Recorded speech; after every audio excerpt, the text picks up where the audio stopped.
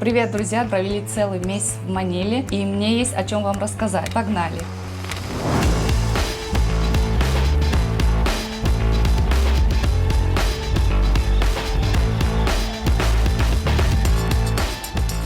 Первую неделю дико боялась выходить на улицы, насмотрелась фильмов, читала много новостей про криминальную Манилу, но город оказался совсем другим. Первым делом покупаем сим-карту, мы купили два варианта, безлимитный и с лимитом. Обошлось в $75. Как оказалось, в Маниле во всех заведениях нет Wi-Fi, поэтому без мобильного интернета никак. Мы взяли такси Grab. Из аэропорта Манилы до района BGC обошелся нам в $9. Давайте я расскажу про нашу квартиру. Нам повезло, мы нашли через друга филиппинца. Давайте сделаем быстрый обзор на нашу квартиру. Холодильник, вообще все есть. Два телевизора, два кондиционера. Вот с таким видом. Это у нас 29 этаж. Здесь туалет.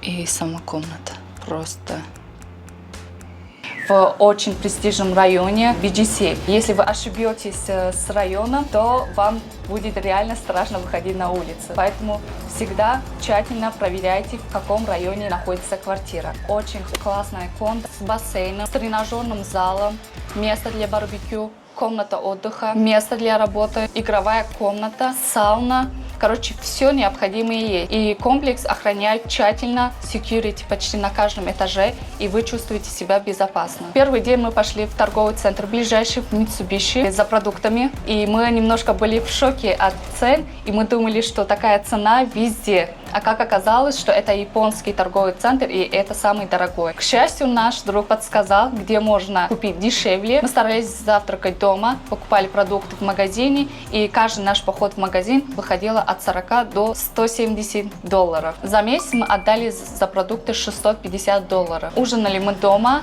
иногда ходили в кафе, рестораны, и мы там потратили примерно $350. Так как торговый центр на каждом шагу, есть соблазн что-то купить, и поэтому я потратила на шопинг примерно $400. Кстати, интернет здесь свой. У нас был дома Wi-Fi, но он работал очень медленно, постоянно зависал. В заведениях, даже в Starbucks и Макдональдсе нет Wi-Fi. Тут во всех кафе не раздают Wi-Fi, и если хочешь работать, то придется пойти в какой-нибудь коворкинг, там купить интернет и работать. Поэтому лучше сразу покупаем сим-карту, и чтобы у вас был всегда интернет. Мы оказались на Новый год, и город был украшен так красиво, почти как в Москве, но только без снега. Везде огни, гирлянды, и самая красивая елка еще с цветами была. Это было необычно, но красиво. В саму новогоднюю ночь мы вышли в площадь, где пускают салют, и был красивый шоу. Пели корейская группа. Я думала, так как будет много людей, будет толкучка, но я была удивлена, потому что никто никого не толкал, и все ходили спокойно, и было место дышать и смотреть спокойно на салют. Дома я приготовила оливье, и мы обменялись подарками.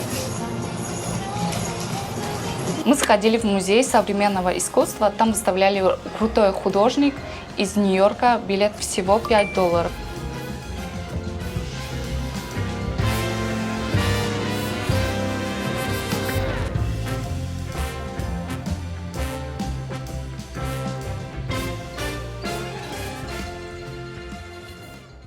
На последний день мы посетили очень интересный музей, час езды от нашего района, называется Pinto Art Museum, музей современного искусства. Вход стоил 250 песо, около $5. Очень красивая территория, в белых тонах, очень много картин, много работ интересных. Это настоятельно рекомендую.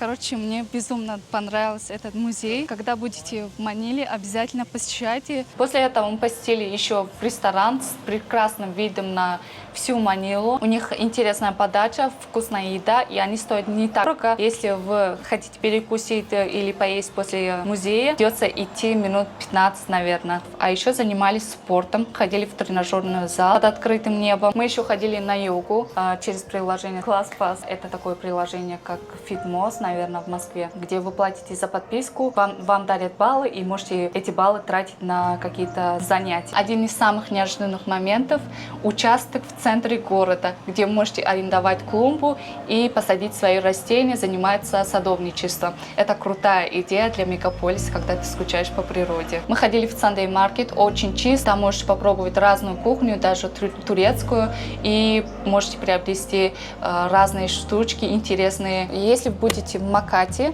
обязательно загляните в Бургер-стрит. Она супер оживленная, здесь много баров и интересных мест.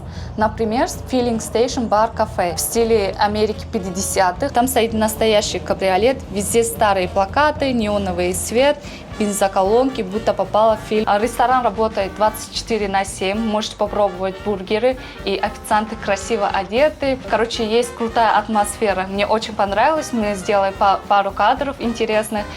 Там американская и филиппинская кухня. Давайте я расскажу немножко про метро. Большинство линий метро в Маниле проходит над землей на эстакадах. Это связано с наводнениями, поэтому все метро и проводы всегда построены над землей. В конце мы решили прогуляться, где живут обычные люди. Цены здесь начинаются от 5 песо. Мы были в шоке, потому что местные тратят максимум $1200, а у нас вышло примерно $3000. Мы прокатились на джипе, это как тук-тук, но очень маленький. По ощущениям ты чувствуешь, что ты в клетке, но это для опыта очень интересно и увлекательно. Они стоят 20 песо. Это было весело. Я не каталась, но это первый раз. Очень маленькая, прям ты чувствуешь себя в клетке просто. Вот так прошел наш месяц в Маниле. Манила – это смесь небоскребов и трущобов, дорогих торговых центров и уличных рынков, охраняемых кварталов и дружелюбных местных. Если вам понравилось видео, ставим лайки, пишем комментарии, подписываемся. Я вас обожаю, люблю. Пока-пока.